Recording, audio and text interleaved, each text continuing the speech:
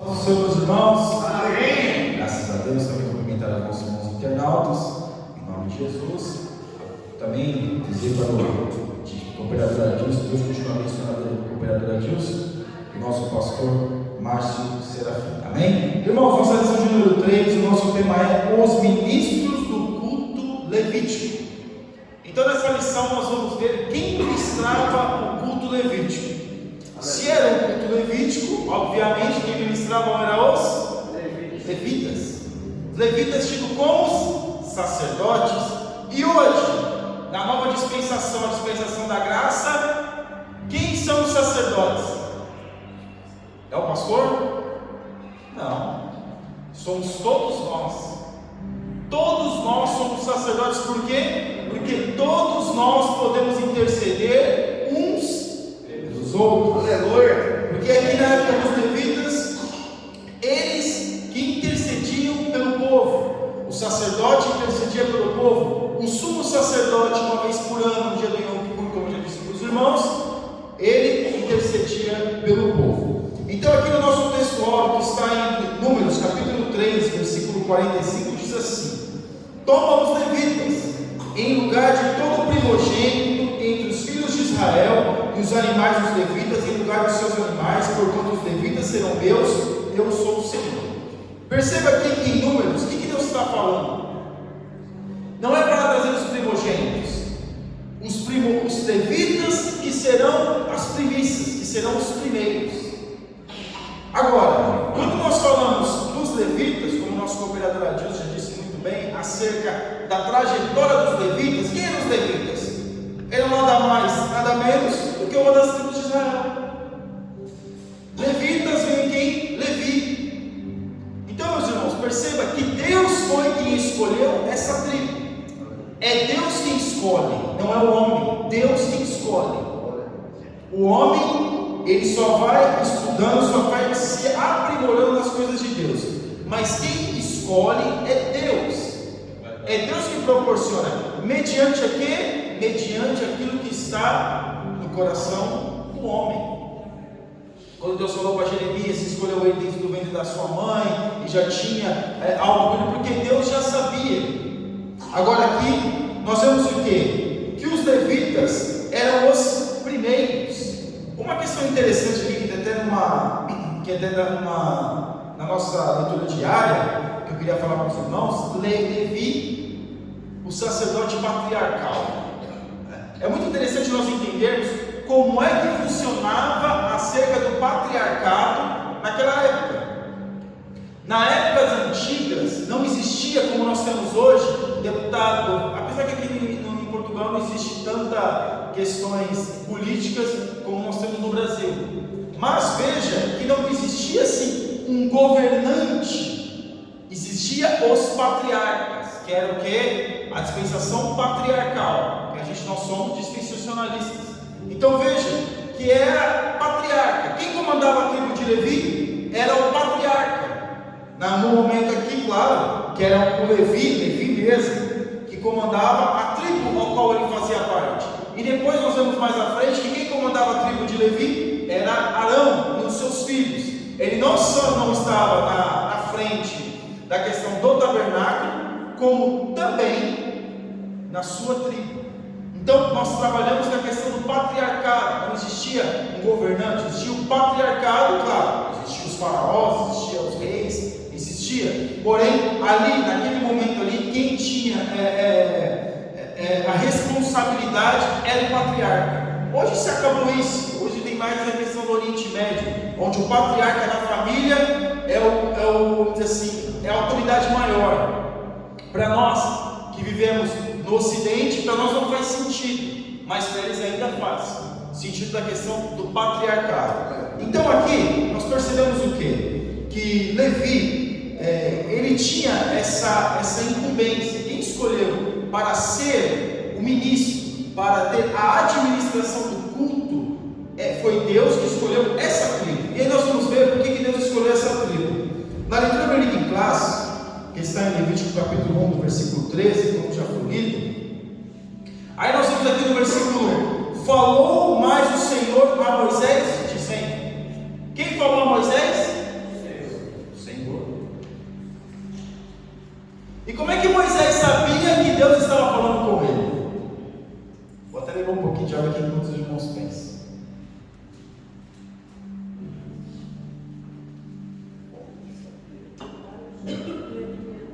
Já descobriram? Já descobriram como é que Moisés sabia que Deus estava falando com ele? Não descobriram? Muito simples, irmãos. Moisés tinha uma comunhão íntima com Deus. Ele sabia discernir a voz de Deus e a voz da sua consciência. Nós temos que muitas vezes saber quando é a nossa consciência que está falando ou quando é Deus que está falando. Porque muitas das vezes fala que falou de Deus, que eu senti de Deus, e às vezes não sentiu nada, foi apenas a sua consciência, as suas convicções próprias que fizeram ele dizer algo ou fazer alguma coisa. Agora, quando aqui Deus fala o quê? Quando Moisés escreve, porque Moisés escreve no livro de Levítico, ele fala, falou mais o Senhor a Moisés dizendo. Moisés coloca dentro da história como se alguém estivesse escrevendo sobre ele, sendo que ele mesmo escreveu. Quem escreveu o Pentateuco? Moisés.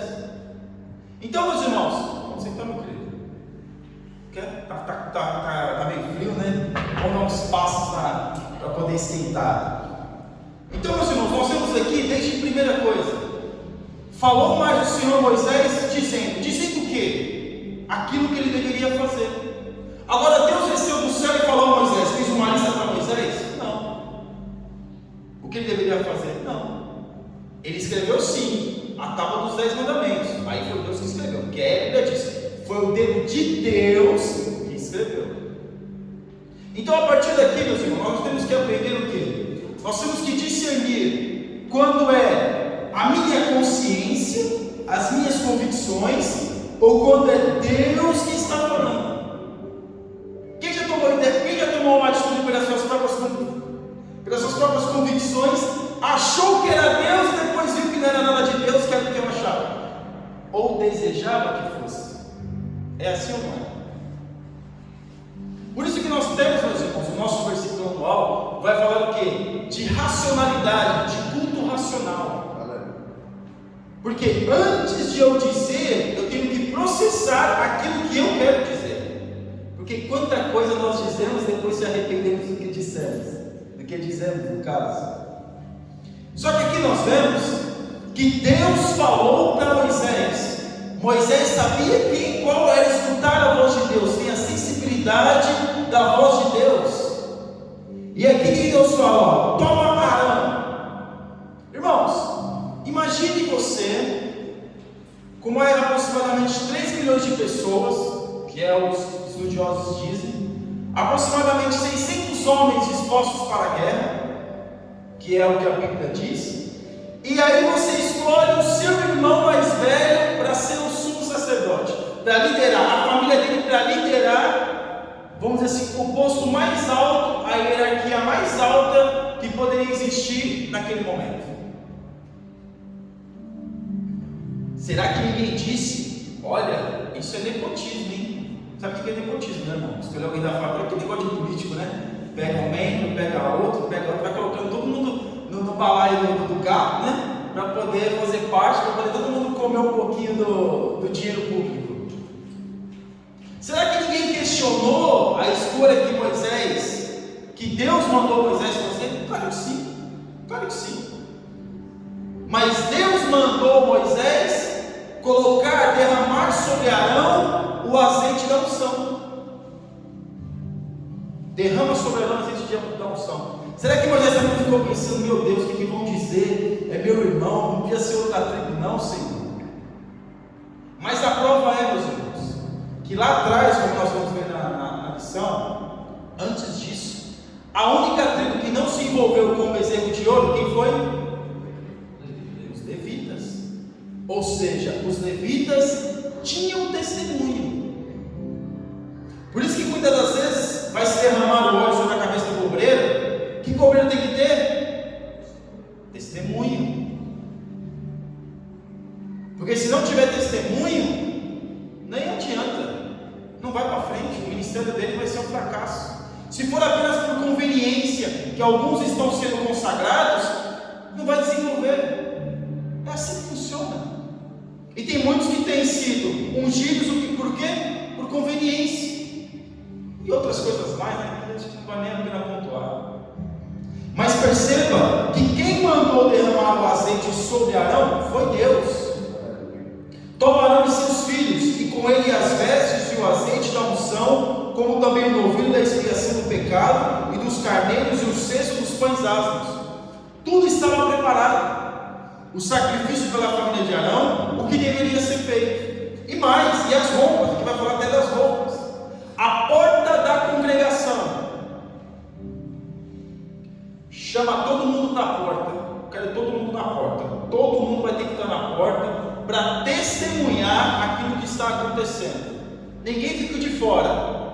Por quê? Porque é melhor que todos vejam. Porque se um ver e passar para o outro, a conversa chega diferente, né? Também é irmão dele, tá vendo? É por isso que consagrou ele. Eu estou colocando na nossa linguagem, irmãos. É irmão dele, por isso que consagrou ele. Mas se tivesse lá vendo aquilo que Deus estava fazendo, teria certeza que quem levantou Arão como um sumo sacerdote, como uma família sacerdotal, foi o próprio Deus. Moisés só estava cumprindo aquilo que Deus o havia mandado fazer. E aí nós vamos ver, meus irmãos, como que era a veste do sacerdote, o urim e tumim, a lâmina de ouro. Os irmãos sabem o que é urim e tumim? São pedras que eles lançavam sortes para saber quando era para fazer algo e quando não era. Não é joguinhos, é apenas eles lançavam para saber se eles deveriam fazer algo ou não deveriam fazer. E a lâmina de ouro, que estava escrito o quê? Santidade ao Senhor. Mas essa roupa, mitra e todas essas coisas, o único que poderia usar era o sumo sacerdote, Arão. Os seus filhos usariam o quê? Roupas normais, roupas de levitas, roupas de sacerdote. Mas também Arão só poderia usar essa roupa uma vez por ano. Como os irmãos já conhecem, estava no Santo dos Santos. Outra coisa, meus irmãos, até aqui, entre parênteses aqui, a questão dos sinos nas roupas. Quem já ouviu sobre o sino na roupa aí? Que é uma corda na cintura do sacerdote, ele entrava, e se tivesse parado de fazer o sino, tinha que puxar porque estava morto lá dentro. Quem já ouviu isso? Acho que todo mundo, né? Alguns historiadores dizem, meus irmãos, que isso foi algo que eles incrementaram na roupa, porque a roupa original não era assim. Incrementaram na roupa da época no período interbíblico. Alguns dizem, como foi falar um pouco antes, mas entra em consenso que foi no período interbíblico, na época dos Macabeus, onde havia muita coisa assim que não estava em condição, vamos dizer assim, muito sacerdote. Então ele entrava, e quando estivesse batendo o sino, estava tocando ali, o sacerdote estava vivo, mas se parasse, puxava, porque o homem já partiu dessa para outra, foi para a terra do pé junto. Mas a roupa original não era essa. No versículo 12, depois derramou azeite da unção sobre a cabeça de Arão e o ungiu para santificá-lo. Uma coisa interessante, meus irmãos, que eu vejo aqui é: qualquer um que é sacerdote, qualquer um de nós que somos cristãos, estamos dentro da igreja e somos tidos como sacerdote, saiba de uma coisa: do jovem, adolescente, até o mais velho da igreja, todos têm responsabilidade. Todos. Vou falar agora para os adolescentes aqui um pouquinho aqui. Vamos aqui, adolescentes. Todo mundo sabe na igreja, na casa, na sua escola que você é crente? Sabe? Todo mundo sabe? Sim ou não? Todo mundo sabe? Todo mundo sabe? Você já foi assim enquadrado, já foi pego falando assim, você está fazendo isso, mas você não é crente? Já foi? Alguém já perguntou isso para você? Já perguntou? Nunca perguntou? Então está fazendo certo, né? Porque se nunca perguntou é porque está andando no trilho, né? Porque eu também, quando eu era adolescente, eu me converti adolescente, estava na igreja, mas você é crente, né? Olha, não pode falar palavrão perto dele porque ele é crente, não pode falar essas coisas perto dele porque ele é crente, é assim. Então você, já adolescente, não pensa que você também está fora. O sacerdote é só para os obreiros e para os irmãos, não, é para vocês também. Vocês também têm que dar exemplo na escola. O linguajar, a forma de se portar. Eu não estou falando de veste, estou falando da língua de se portar, dos assuntos que vocês podem entrar ou não podem entrar. Vocês sabem assuntos que vocês podem entrar ou não podem? Sabe a piada que vocês podem dar risada? Podem ou não podem dar risada? Sabe? Não sabe não? Não, saber sabe sim. Sabe o programa que podem assistir ou não podem? Sabe os sites que vocês podem entrar ou não? Sabe o tipo no TikTok ou qualquer outro desse tipo, Instagram, algumas páginas que vocês podem frequentar e fazer parte? Vocês sabem, não sabem? Sabem, não sabem? Agora eu vou dizer uma verdade para vocês. Todos os amigos de vocês estão olhando para vocês. Enquanto vocês estiverem fazendo certo, ninguém vai dizer nada, ninguém vai te bater palma, parabenizar, parabéns, você está indo muito bem. Ninguém vai dizer isso. Mas a partir do momento que você fizer isso aqui, cometer um erro, um deslize, já vai ter 10, 20 pessoas apontando para vocês. Desse jeito. Isso aplica para os adolescentes, aplica para os adultos, aplica para todos. Porque todos nós somos sacerdotes. Vocês são sacerdotes também. Porque vocês têm a condição e a percepção de fazer o quê? De interceder pelos amigos de escola de vocês. Vocês têm que orar por eles. Porque a unção, a presença de Deus, o que é a unção? É o óleo. O que é o óleo? O Espírito Santo. O Espírito Santo foi derramado sobre todos. Todos têm essa condição. Não, mas eu nunca fui ungido. O presbítero Jefferson, aí o filho do pastor do presbítero falou, mas só meu pai foi ungido, eu não fui ungido. Todos temos responsabilidades. É claro, a responsabilidade de um presbítero, de um pastor, claro, é uma evidência, é uma outra situação. Agora, todos nós temos responsabilidade. Amém? Estão entendidos? Sim ou não? Sim ou não?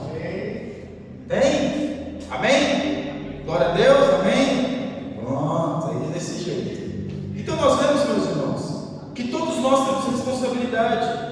Porque nós falamos de azeite, quando se derrama um azeite sobre a vida do obreiro, é para apenas fazer o quê? Para comprovar aquilo que já é do plano de Deus. É um simbolismo que se usa.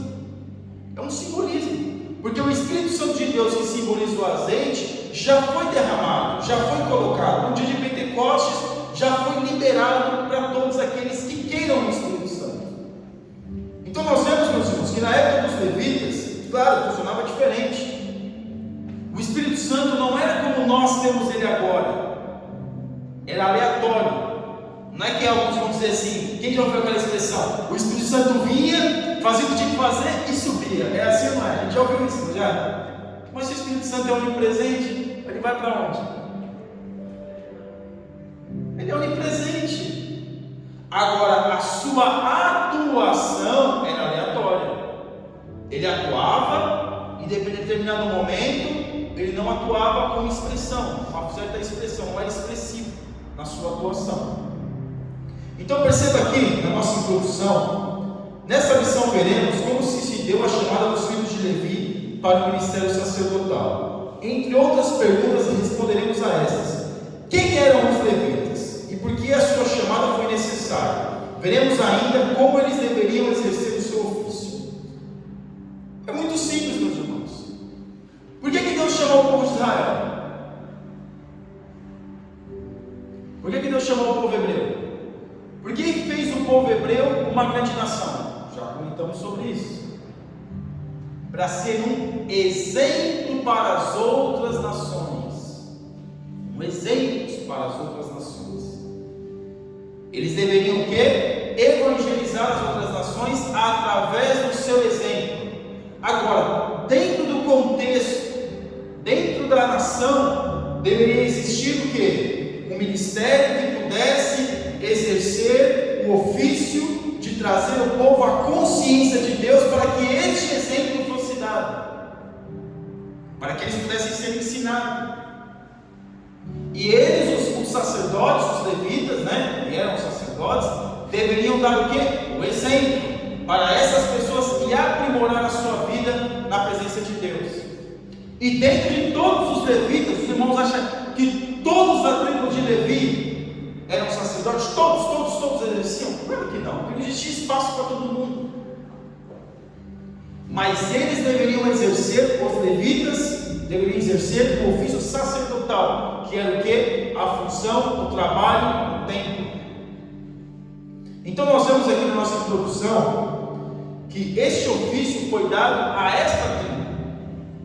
para exercer esta função, que era fazer o quê? Cuidar do tabernáculo. No momento é do tabernáculo, de exercer o trabalho no tabernáculo. Agora nós, se nós colocarmos isso para nós hoje, nós também temos condições de exercer o serviço.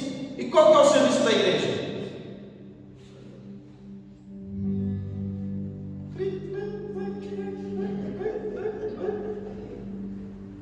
Igreja, meus irmãos, é eclésia. O que é eclésia? Chamados para fora. Igreja é chamados para fora. Aí você vai dizer assim: mas irmão, então quer dizer que eu tenho que ser chamado para fora? Então agora quando eu sair na rua agora, eu tenho que sair pregando: olha, Jesus está voltando, que nem Jonas, olha, é 3 dias essa cidade vai ter destruída, se arrependam. Calma, não está calma nessa hora, calma. A questão do sacerdote, a primeira coisa que eles deveriam ter era a sensibilidade. Para quê? Não com palavras, e eu vou sempre bater nessa tecla normalmente em todas as aulas. Exemplo. Não adianta nós sermos uma coisa por fora e não sermos uma coisa por dentro, a mesma coisa por dentro. Não adianta nós queremos expressar uma santidade falsa, porque muitos desses sacerdotes que vestiam essas roupas eram homens que, lógico, não neste momento, mas eram homens que pecaram. Nós vemos aqui Nadab e Abiú, o que eles fizeram? Levaram o fogo e sangue, o que Deus fez com eles? Fulminou eles. Eram sacerdotes ou não eram? Vestiam as roupas ou não vestiam? A santidade estava onde? Do lado de fora. Do lado de dentro? Nada. Porque a consciência de levar fogo estranho. O que é isso, meus irmãos? Querer demonstrar uma espiritualidade falsa. Não adianta, meus irmãos, querer demonstrar uma espiritualidade falsa. Não adianta querer orar bonito, cantar bonito, louvar bonito e ter uma expressão bonita. Não adianta, vai ser fulminado. E não fulminado como nós vimos naqueles dias que Deus fulminou, morreu ali mesmo. Foi para a terra do pé junto ali mesmo. Mas a pessoa morre espiritualmente. A pessoa acha que está vivo, mas não está. É que nem aquele filme do morto lá, que os 2 homens lá ficam pegando ele, ficam arrastando ele para lá e para cá. Mas está morto. Então, meus irmãos, os sacerdotes, eles não poderiam expressar uma espiritualidade falsa, porque Deus conhecia. E Arão, ele deveria fazer o quê? Sempre estar santificando a sua vida. Ele e os levitas tinham mais responsabilidade. É por isso, jovem,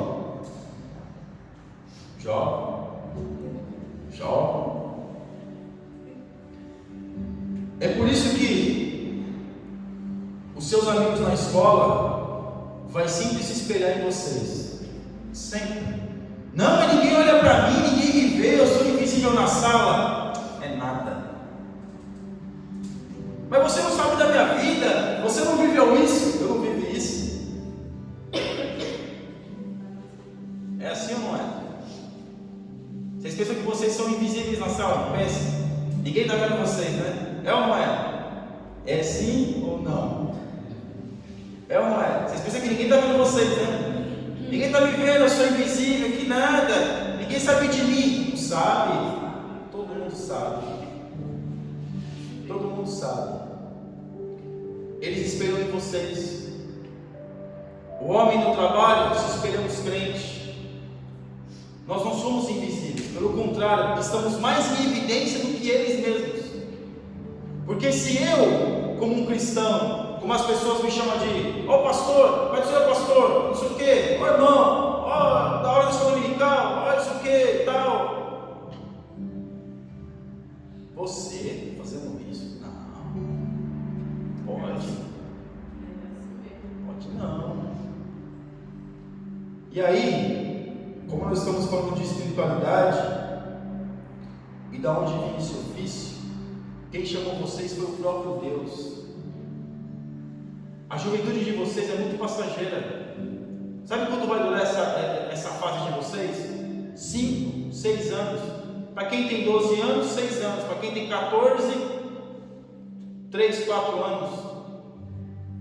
Para quem tem 10, uns 8. Não é muito.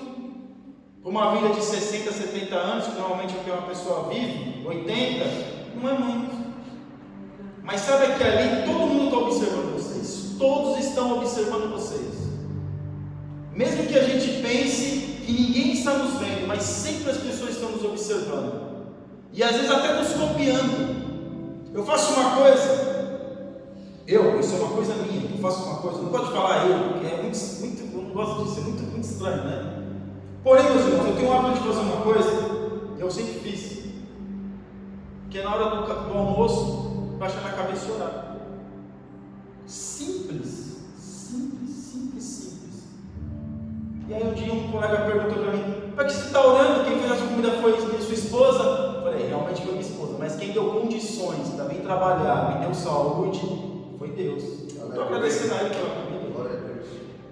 Mas e agora que você almoça num lugar onde você não leva marmita? Vai agradecer para quem? Peço para Deus para visitar as pessoas que fizeram essa comida. Porque a expressão pode ser uma coisa, um exemplo que às vezes não tem sentido. Mas a pessoa, e se você não ora, a pessoa vai perguntar: por que você não orou hoje? Desse jeito. Mas se ela não perguntar para você, ela vai perguntar por dentro dela: por que será que ele não orou hoje? As pessoas são curiosas.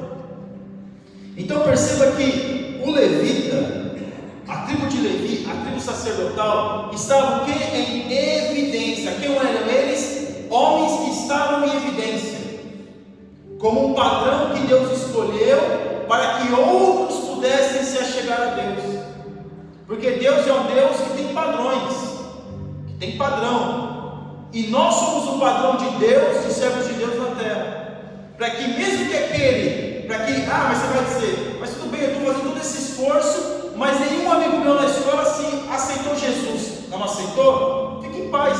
Mas ele está tendo a oportunidade de ver a diferença de alguém que serve a Deus e alguém que não serve. E aqui na tópico 1, Levi, a tribo sacerdotal, o nascimento de Levi. Muito simples. Como que Levi nasceu? Como que essa tribo nasceu? Jacó casou com Lia, não é não Lia, é Lia mesmo. Não é porque alguém faz uma coisa porque Lia, porque ela não lia. Não, é o nome dela mesmo, é Lia. Lia, e teve Levi, foi um dos filhos de Jacó. Faz parte da tribo sacerdotal, faz parte das 12 tribos de Israel. Só que a trajetória de Levi, meus irmãos, nós vemos aqui na parte 2, quem eram os levitas? Quem era Levi? Quem eram os filhos de Levi? Eles eram zelosos, como a lição está dizendo. Mas em que momento da história eles foram zelosos? Jacó não teve só filhos, teve uma filha, Diná. Daí meu pai não ficou tentando. Meu pai tentou por 2 vezes. No terceiro veio o homem, no quarto veio o homem. Meu Deus, se eu estivesse tentando, acho que tinha sido uns 12. Tudo homem. Mas perceba, meus irmãos, que Jacó teve uma filha. E aí, eles estavam em determinado lugar, e um certo rei, um certo príncipe, violou Diná. Lá de Siquém, lá, logo ali, aquela rua ali embaixo, ali desceu ali, primeira direita. De Siquém, violou Diná. Só que não podia ser assim. Jacó ficou indignado e foi lá tirar satisfação. E aí o rei falou: olha, o pai do príncipe falou: não, tudo bem, fica aqui, ele vai casar com a sua filha. Não, eu amo ela, tal, aquela coisa toda, aquele romantismo. Eu amo ela, né? Ficou com ela, casou com ela. E aí Jacó, e como seus filhos, Jacó exigiu que os homens, os príncipes, tivessem que fazer o quê? Se circuncidar. E todos se circuncidaram. O homem gostava mesmo da Diná, hein? Meu Deus, que benção esse camarada, viu? Fez todo mundo se circuncidar. Calma, calma. Fez todo mundo se circuncidar. Não só isso. Jacó, junto com a sua família, poderia fazer negócios dentro de Siquém. Só que teve um dia que todos estavam desarmados na cidade. Levi pegou o seu irmão Simeão e começou, matou Todo mundo no sentido genérico, né? Mas a maioria dos homens. E aquilo foi um descaso, ali foi algo que, claro, Levi, ele errou, o excesso de zelo. Muitas das vezes o excesso de zelo da nossa parte também pode nos levar ao erro. O excesso nunca é saudável. O excesso acaba sendo prejudicial em algumas vezes. E aqui foi. Como assim, minha irmã? E agora? Eu vou agora definir a honra da minha irmã. E começou a matar os homens todos. Ele e Simeão. Então esse era Levi, meus irmãos, que Deus escolheu. Então aqui na parte 3, a vocação sacerdotal dos levitas, não foi sem motivo que o Senhor escolheu a tribo de Levi como berço de Moisés. De um lar tão piedoso eram homens e mulheres de comprovada piedade. Aliás, tinha o Senhor uma aliança particular com Levi e a sua descendência. Por quê? Porque foi exatamente da tribo de Levi que Deus escolheu Moisés, o homem mais piedoso da terra. Abaixo de Jesus, meus irmãos, algum defende que Moisés, abaixo de Jesus, é o maior homem. Abaixo de Jesus. Mas tem o apóstolo Paulo, mas tem Elias, mas tem os profetas. Veja a trajetória de Moisés. Você ter a oportunidade de ser faraó do Egito, de um lado, e do outro, ser um pobre miserável, escravo. O que você escolheria? Você escolheria ser faraó do Egito, porque Moisés era da descendência, ele era, vamos dizer assim, adotado, mas entrou na descendência. Ser faraó do Egito, ou um dos líderes do Egito, ou ser escravo. O que você escolheria? Escravo, né? Agora, né? É fácil quando a gente vê depois da curva, né? Porque antes da curva a gente sempre escolhe o caminho mais que apetece, né? Mas veja, que dessa tribo Deus escolheu Moisés. E nós vemos, meus irmãos, que aquilo que Deus fez na vida de Moisés, aquilo que Deus fez na vida da família de Moisés, porque todos se envolveram no projeto de Deus. Joquebede, Miriam, Arão, Moisés. Porque Joquebede falou assim: Miriam, vai lá e coloca o seu irmão lá não sei aonde. Aquilo foi estratégico, irmãos. Não foi algo assim, nossa, ela pegou e jogou o menino no rio e a água subiu. Não, meus irmãos, ela não jogou no rio, calma. Ouviu umas plantas ali que a água ficava parada, ela colocou exatamente ali. E o menino ficou ali.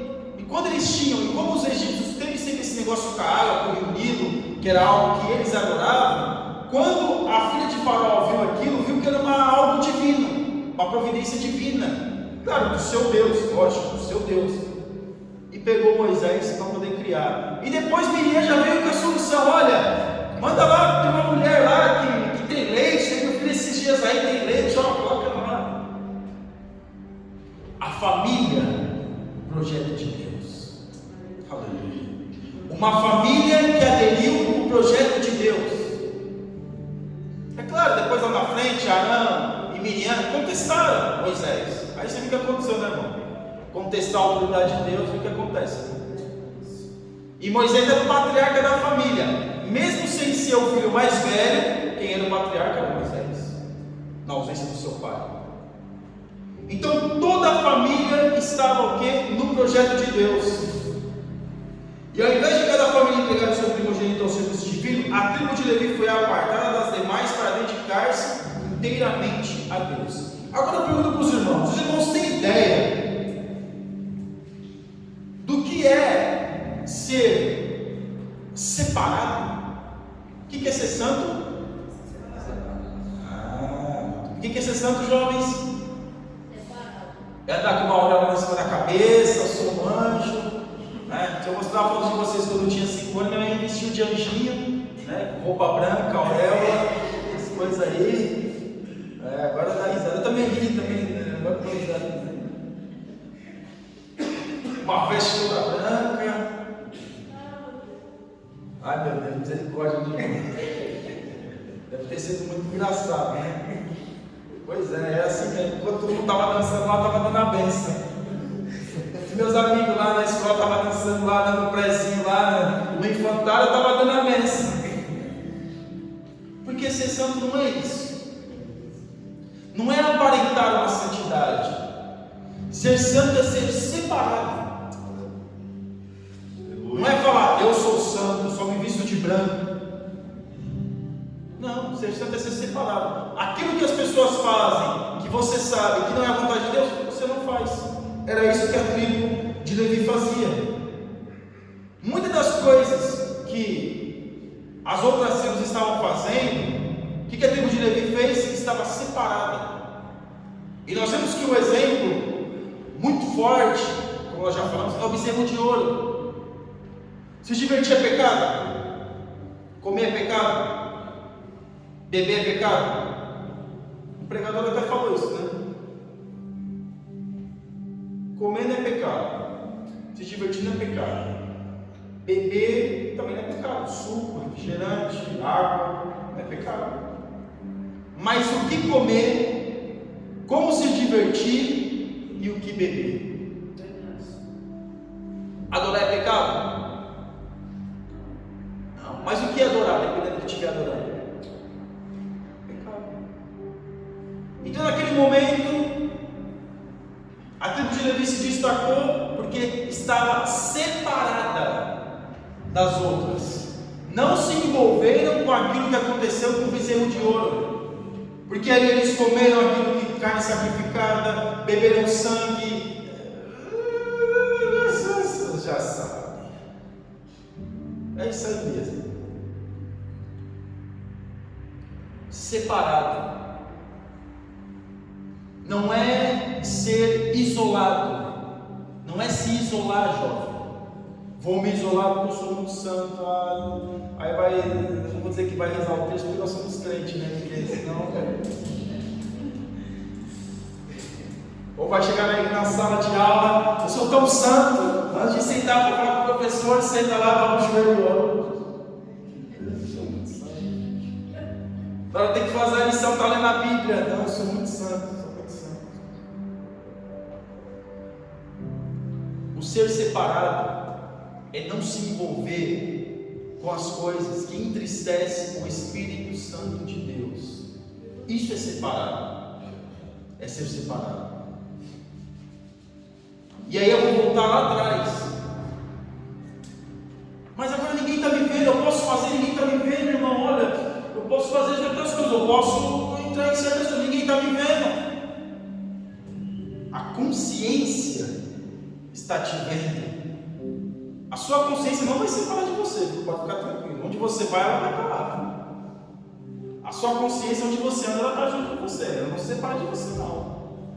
O Espírito Santo de Deus, ele está sempre dentro de nós, falando para nós o que nós podemos ou não podemos fazer, aquilo que é saudável e o que não é saudável para nós. E a tribo de Levi, nós vemos que eles tinham este cuidado, que eles tinham essa noção das coisas. Por isso que eles eram referência. É claro, se eu começar a estender algumas coisas aqui, como nós já vamos falar, nós vamos perceber o quê? Que nem sempre foi assim. Que no começo Deus colocou, nós vimos Nadab e Abiú já fazendo coisa errada, e depois nós vemos, meus irmãos, alguns homens questionando o porquê que Deus tinha escolhido Arão. Por que, Moisés? É seu irmão, está vendo? O que Deus faz? Olha, Moisés, mas Deus, eles vão me apedrejar. Mano, chamam todos na minha presença, na presença de Deus. Cada um pega uma vara e enterra aí no deserto. A vara que florescer foi essa tribo que eu escolhi. E não foi a época da colheita, não, meus irmãos. Praticamente foi de um dia para o outro, no deserto. E aquela vara que floresceu foi a mesma vara que foi colocada dentro da arca da aliança, junto com aquela que deu fruto. E ela deu fruto, para eles saberem que Deus escolheu. Mas sabe o que eu aprendo aqui, meus irmãos? Quando nós somos escolhidos por Deus, somos chamados por Deus, precisamos forçar ninguém a acreditar naquilo, no projeto de Deus para a nossa vida. Glória a Deus. Não precisamos dizer nada para ninguém. As coisas começam a acontecer de que forma? Naturalmente. É natural. As pessoas começam a ver dentro de nós a diferença, a nossa vida, a nossa busca, o nosso desejo de buscar a Deus, não para ser mais santo do que os outros, porque o ofício do levita não é ser mais santo do que ninguém, mas sim dar o exemplo para aquele povo, fazer a diferença. Não havia uma disputa. Olha, eu vou ser mais santo do que a tribo de Judá. Olha, eu vou ser mais santo do que a tribo de Simeão. Não. Porque eles deveriam dar o exemplo, eles sabiam que eles deveriam ser o exemplo. Então não se preocupe, se Deus tem um projeto na sua vida, vai acontecer naturalmente. Não queira forçar, não queira ser autoridade. Olha, eu recebi uma revelação, eu tive um sonho, porque agora é comigo, agora sou eu. Não, irmão, calma. E aqui o descendente de Arão, o sumo sacerdote, era o principal representante do culto divino no Antigo Testamento. Ele era vitalício. Sumo sacerdote era um só. Mas algumas coisas tristes aconteceram, meus irmãos. E uma delas, sabe o que foi? Foi quando houve a divisão das tribos. Quando Salomão morreu, o seu filho Roboão foi colocado como rei, porque era a linha, né, que deveria ser colocada. Roboão comete alguns erros, as pessoas se levantam contra Roboão. Jeroboão estava exilado por causa que Salomão exilou ele no Egito. Ele voltou porque o povo pediu. Houve um rompimento, houve uma guerra civil, que não houve mortes, mas houve uma guerra, houve uma separação. O que Jeroboão fez? Ficou com as 10 tribos, porque o profeta disse para ele que ele ficaria com as 10 tribos. Rasgou as vestes dele, cortou e deu 10 tribos para ele. Mas sabe o que foi triste? Foi que Jeroboão, com medo de perder o reino, ele institui primeiro ele faz uma coisa errada, duas, né? Faz 2 templos, um em Dan e outro em Betel, um no extremo norte e um na divisa com Judá. E ele coloca homens que não eram levitas para exercer o ministério de sacerdote. E não poderia. Primeiro que não poderia ter mais de um templo, porque o templo era o templo ao qual Salomão tinha levantado. E segundo que todo ofício religioso deveria ser exercido pelos sacerdotes, todo ele. Aí eu fico pensando, será que é só naquela época que aconteceu isso?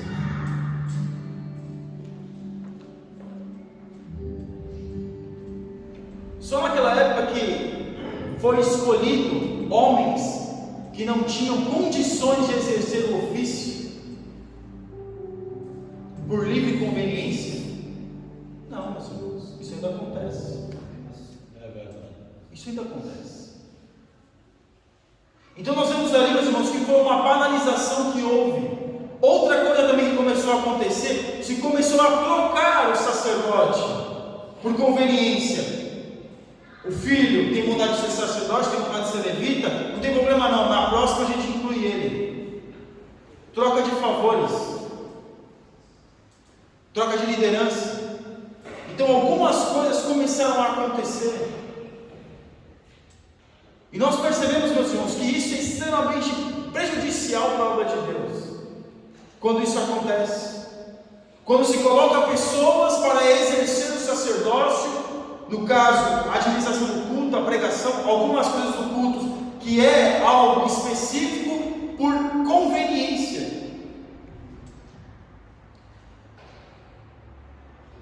E também, nós olhamos que, na época de Jesus, havia quantos sumos sacerdotes? 2. Poderia ter 2 sumos sacerdotes? Não. O cargo de sumo sacerdote era um cargo vitalício. o sumo sacerdote ficava lá até ele morrer. Quando ele morresse, se colocava outro no lugar, um dos seus filhos. E aqui nós vemos, meus irmãos, que na época de Jesus existia o quê? Anás e Caifás. Um foi removido pelos romanos e o outro estava lá para a escolha dos romanos, mas também o outro tinha conveniência do povo. Anás e Caifás. Então nós percebemos no nosso estudo que toda essa trajetória dos levitas é muito abençoadora. Nós somos sacerdotes de Deus, então nós temos que tomar o cuidado, do que fazer, como fazer e para quem nós estamos fazendo. Para quem? Você é sacerdote, para quem você está fazendo? O que você está fazendo? E aqui, ungido para o ofício, quem ungiu, meus irmãos, foi o próprio Deus. Deus te ungiu, Deus te preparou, Deus te concedeu, assim como acontecia com os sacerdotes. Deus ungia aquele povo, Deus que mandava ungir aquele povo, Deus que mandava ungir os reis, Deus que mandava, era Deus que falava. E nós temos essa condição de sermos ungidos por Deus, porque quem nos proporciona a ser ungido por Deus é o próprio Deus que escolhe. Então veja aqui que esse era um ofício ao qual Deus tinha determinado, e esse ofício todos nós podemos exercer hoje. Todos nós, o ofício de sacerdote, todos nós podemos exercer. É claro que nessa situação tem várias questões específicas, mas todos nós podemos exercer. E aqui, vitalício no cargo, é aquilo que nós estávamos falando.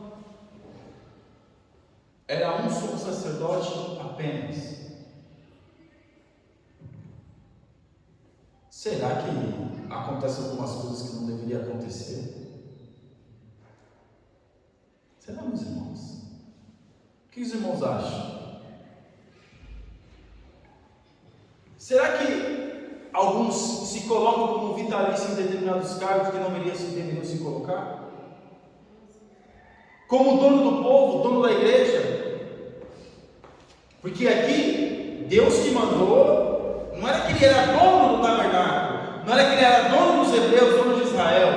Não, era vitalício, para que pudesse haver uma ordem, quando ele morresse entrava outro. Poderia entrar algum dos filhos deles, como não poderia. Porque o sacerdote, o sumo sacerdote, ele não era dono do povo, e nunca foi. Ele era apenas um instrumento que Deus usou para administrar a celebração do culto para benefício do povo. É assim que somos nós.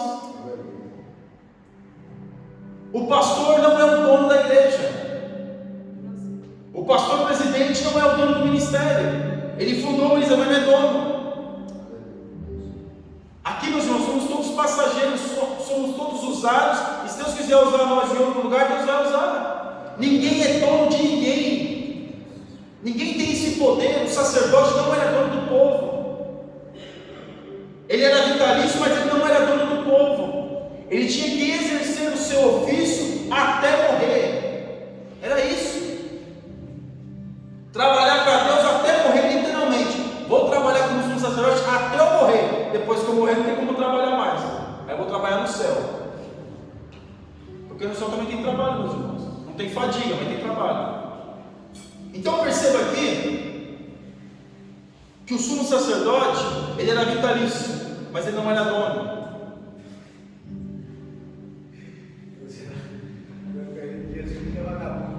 Não. O que Jesus fala? Meu pai trabalha até hoje, e eu também. Então essa vitalidade não era que o sacerdote ele tinha esse poder. E também, meus irmãos, os sacerdotes eles trabalhavam, e trabalhavam muito. Eles não tiveram a oportunidade, Deus falou que eles não teriam porção na terra. Eles não teriam uma terra para eles, porque quando foi dividida a terra prometida, foi dividida para as outras tribos. Mas a única tribo que não teve terra foi a tribo de Levi. Levi não teve terra, porque eles ficaram espalhados. não teve terra. E quem deveria sustentá-los? O povo. Só que eles também não ficaram ricos. Não tinha aquela questão de acúmulo de propriedade. Só que na época de Anás e Caifás, já havia. Eles vendiam muitas coisas. Como eles vendiam algumas coisas no templo, como a gente até falou já por aqui, já algumas coisas que eles vendiam até o batismo, água da purificação. Existia um tanque lá, os historiadores falam que existia um tanque lá, porque enquanto João Batista batizava de graça no Rio Jordão, eles cobravam para ser batizado lá dentro do tanque, para purificação. Uma semelhança nos dias atuais. Uma semelhança dos dias atuais, mas existia o quê? A purificação. Então pagava o sumo sacerdote, que era uma coisa que todos poderiam ter acesso, e lá se banhava. Então, meus irmãos, o sumo sacerdote não era dono do povo. Ele deveria exercer isso até morrer.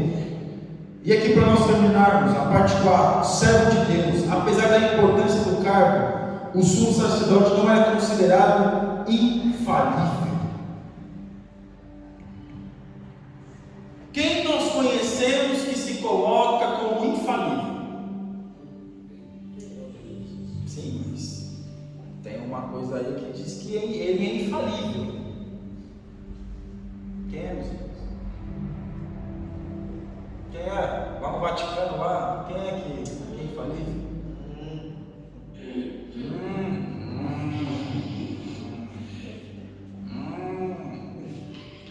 O Papa.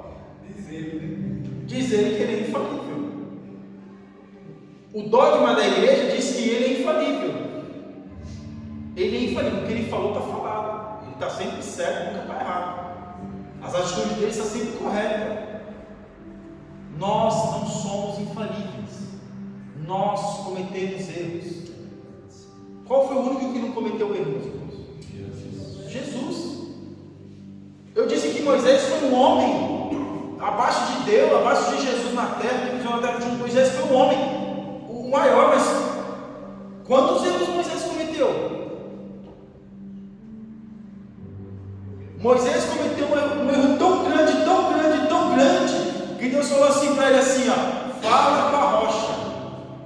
O que ele fez? Bateu na rocha. Qual que foi a consequência?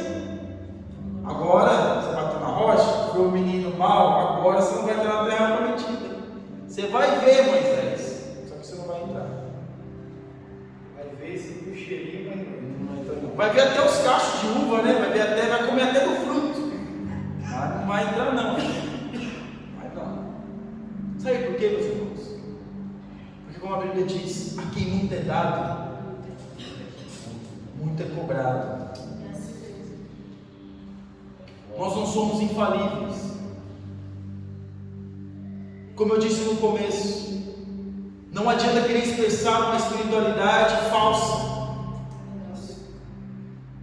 Não adianta querer ser uma coisa que não é. Não adianta, porque os frutos, você vai conhecendo a árvore pelo quê? Pelos frutos. E aqui os sacerdotes, eles não eram infalíveis. Olha a vida dos filhos de Eli. Olha a vida de Eli. O tempo foi passando e foi demonstrando realmente quem ele era. E quem Deus colocou lá dentro da casa de Eli? Samuel. Por quê? Porque eles não eram infalíveis? Sim, também. Mas porque eles nunca se arrependeram daquilo que estavam fazendo. Nós somos sim seres falíveis. Estamos sujeitos a erros? Estamos sim. Porém, entretanto, nós temos que estar sempre dispostos a nos arrepender, a nos melhorar, diante de Deus, a nos consertar com Deus. Por isso que eu digo, meus irmãos, espiritualidade falsa dentro da igreja não cabe. Não cabe. Não cabe, não adianta, você não vai conseguir suportar isso. Porque, volta e meia, meus irmãos, nós vamos demonstrar quem realmente de fato nós somos. Mas eu errei muito. Então aprenda com os seus erros e não cometa de novo. Tolice é cometer um erro e saber que está errado e continuar cometendo a mesma coisa. Então, os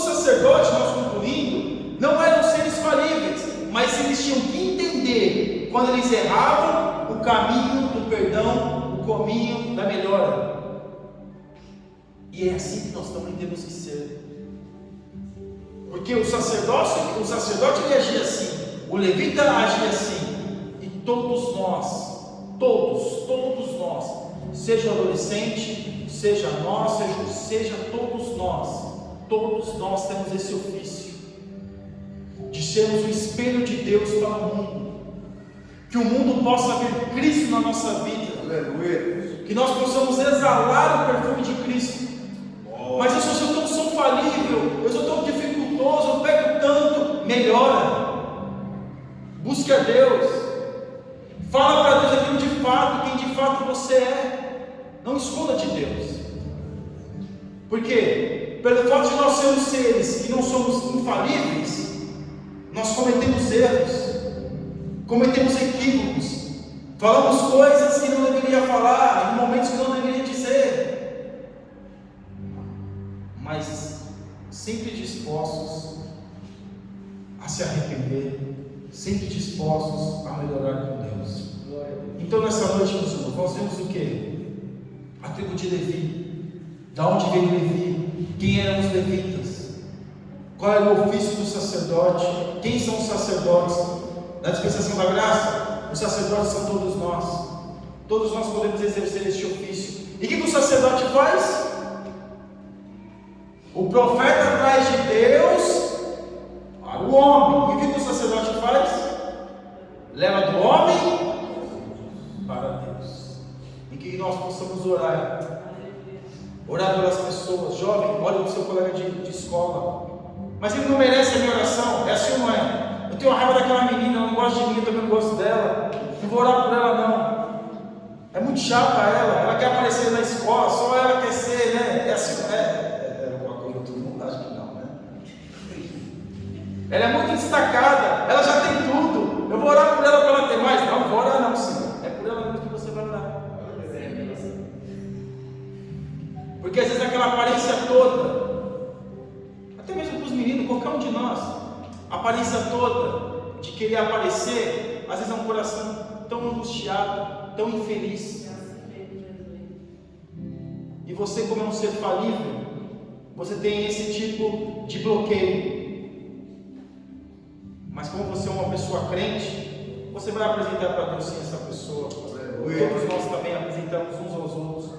Mas esse camarada não gosta de mim, quer me ver na pior. É esse mesmo, irmão. Nós somos sacerdotes, nós levamos do povo para Deus. Amém?